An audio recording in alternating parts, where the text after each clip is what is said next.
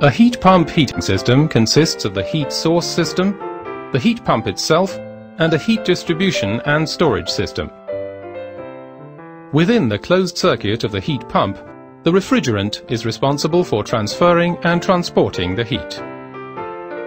The actual heat gain from the environment takes place in the heat pump's evaporator. This is where the liquid refrigerant comes into play, which boils and evaporates even in sub-zero temperatures, thus storing the generated energy.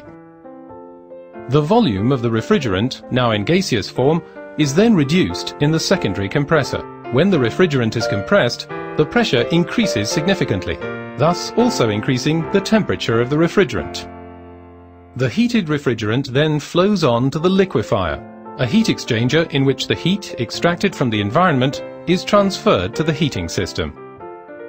Thanks to a cooling process, the refrigerant now returns to liquid form, and, after the expansion valve has caused a reduction in pressure and temperature, it can once again absorb heat from the environment. And so, the ingenious cycle begins once again.